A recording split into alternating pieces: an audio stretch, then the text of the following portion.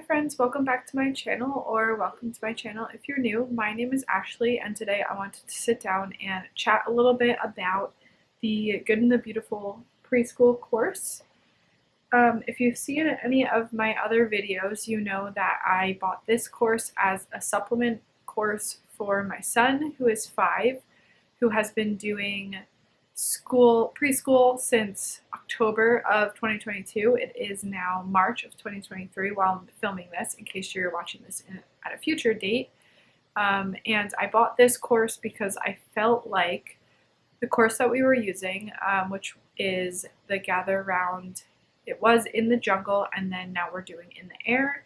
I felt like it wasn't totally going over all of the letter sounds quite enough for him to learn them. And so I thought if I bought a second course, I could go through it like slowly, maybe even into the summer, over the summer, and help him really learn his letter sounds. But in this video, you'll see why that was not actually a good idea. So to start out, I'll just show you what you get when you order the course. You get, like I showed you before, the preschool course book that has, I believe, 90 lessons. Yes, 90 lessons. You get a little packet of practice sheets, and then you get a folder activity, which are games, basically. So I am going to show a flip through of all of these in depth, but I just want to sit down and share a little bit first of what my thoughts were of it before we get into the actual books. So like I mentioned, I don't think I actually needed to purchase this course. I don't think it actually is a good fit for us. We continued the next part of the Gather Round preschool program. It's technically split into 4 parts. And the first 2 are more pre-writing skills, and it goes through, the first part goes through, I think, A through M, and then the second part is N through Z, and then the last 3 and 4 part go through those letters again. So when I started my son in October, I picked the number 3 course because I felt like he needed a bit more handwriting practice. Thinking back now, it may have been more beneficial to pick the first one, but it doesn't matter. Since I've filmed that video, the Gather Round review, which I will link if you are also interested in that course, I said in that video that, like I just said, that I don't think he was really getting the letter sounds quite enough, but that was without using flashcards, playing extra games and stuff.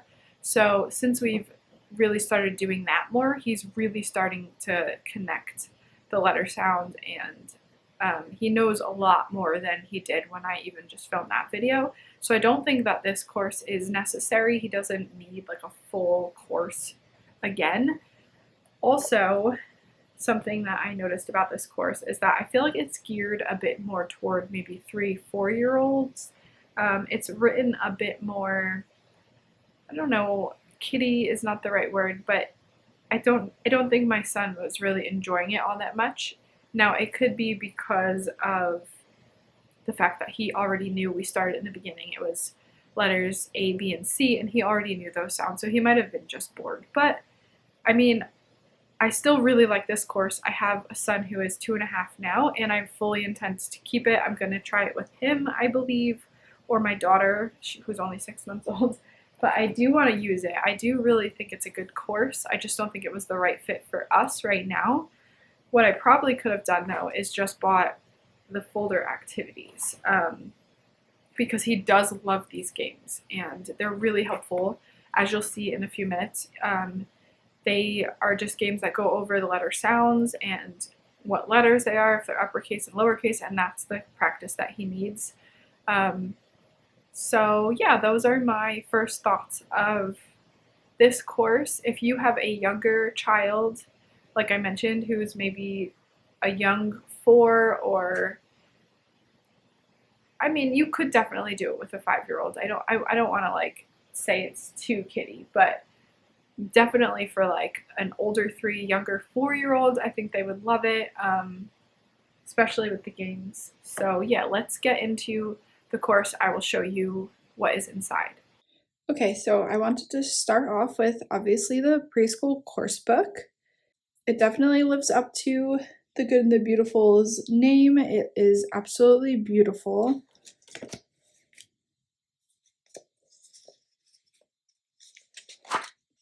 It starts off with this little about this course section where it goes through what's included, how to get started, extra items. And then you have your items that you will need for each lesson, some frequently asked questions, some recommended resources, and then you get right into Unit 1. And as you can see here, it's lessons 1 to 14 and what they will be learning in the unit. So I'm just going to flip through the book and I'll stop when I see anything that might be worth pointing out. Up in this corner, it also tells you what items you'll need for the lessons. Like I may have mentioned earlier, we have not done very much in this book, so I can't really do a review, just kind of a first thoughts. So a lesson is pretty quick. It is typically 1 or 2 pages, occasionally 3. So they are very short.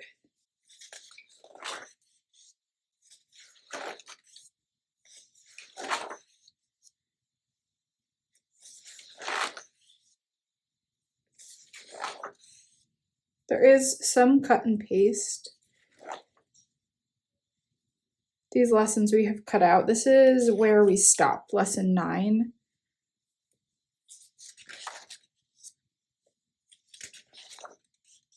So it does have amazing artwork in here.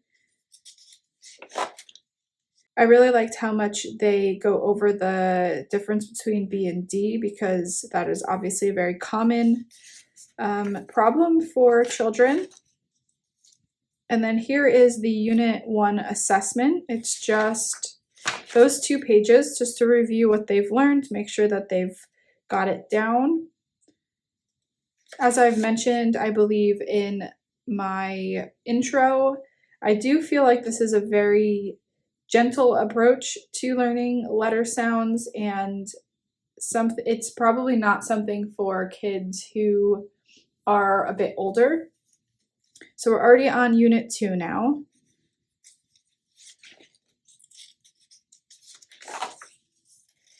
I do really like also how it's very open and go. You don't need much to do it. It's very easy to just pick it up and do a lesson really quick with your kids. So if you have a lot of children or you have a very busy life, this is the perfect curriculum for you, because I do believe that it is extensive enough that it is really teaching your students, but doing it in a quick and concise way, which is awesome. And here is the end of Unit 2.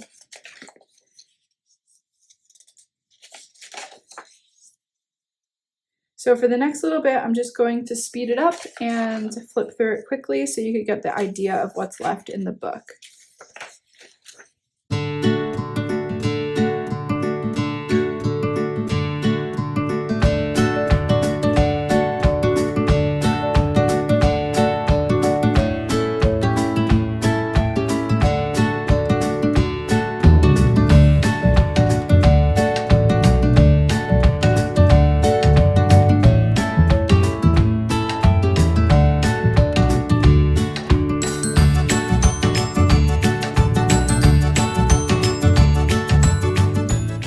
I did just see a bunch of pages that have rhyming words, so that's really cool that they start teaching them rhyming in here.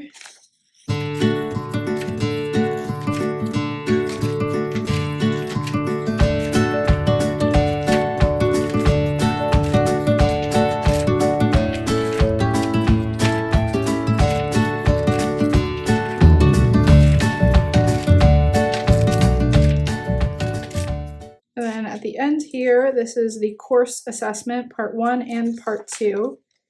And then you have a certificate of completion at the end. The next thing that I want to show you is the practice sheets that also come with this course. In the beginning, it just has all of the letters. In the course book, it tells you when to take these out, and it has different activities that you could do, like gluing pieces of cereal, doing glitter, coloring, painting, some little art projects for them. And then the rest of the book is practice sheets for all different things that they could need extra practice on, like the B and the D confusion, counting, that sort of thing. Another B and D. It doesn't tell you in the course when to use this. This is to use at your own discretion. If you get to the end, say the unit assessment, if they haven't mastered a concept, you can pull these out and help them practice it a bit more.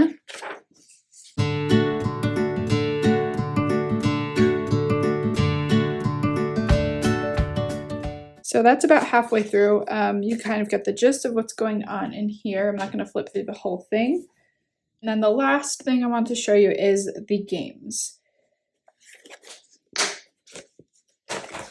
This one is Mouse House, and you get these little houses that have A, B, C, and D on them, and then there's a little mouse, and you hide them underneath the house, and then the student has to pick up the letter and say if it's uppercase or lowercase and its sound, and then they can check for the mouse, and when they find the mouse, they win the game. And then there is another game here that looks like you need to go through and say the letter sound and if they're uppercase and lowercase to get to the end. This is further on in the course, so we never made it to that one. But my son absolutely loved the house one. So in this one, this is called Otter Ponds, and it is letters E, F, G, and H. Each game has its own letters, so there aren't like review of the other letters, I don't believe, in the other games. So for this one, they get to pick up an otter and do the same thing, say if it's uppercase or lowercase and the sound of its name, and then you cut a slit in here in each pond, and then they put them in the uppercase or the lowercase pond. It is called Letter Boats, and it is letters I, J, and K, and they're all very similar. You tell the child to pick up, say, the letter I boat, and to also cut slits in this folder and put them in the water so they can sail, and then you later ask them to match the correct sail with the boat.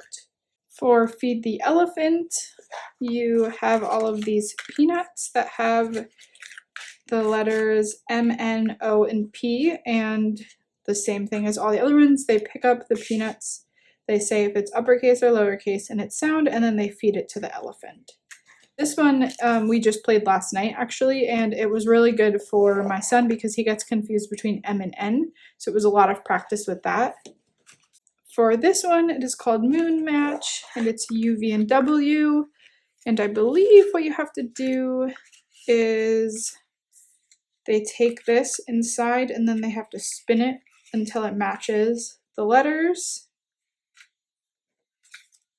I'm not really sure what they do with this one, but I think you get the idea of it. And for Hide and Seek Pets, this is the exact same game as the Mouse House one. It's just little pieces of furniture, and then there is a cat, a dog, and a turtle, and you hide them underneath, and then they play the same game as the Mouse House. Okay, and this is the last one. This one's called Front Doors, and you put the doors up in this green space and then have them match it to the letters down here. The letters are up here. And then it also has some color practice if you have a younger child or a child who just needs a bit more practice with colors. And the last two things that are in that folder is flashcards that you're using and flashcards that you're not using. We actually did not get to this part of the course, so I don't know exactly how they use these, but I'd imagine in some way you are practicing They have uppercase and lowercase, and then there is instructions up here. I will show that to you if you are interested.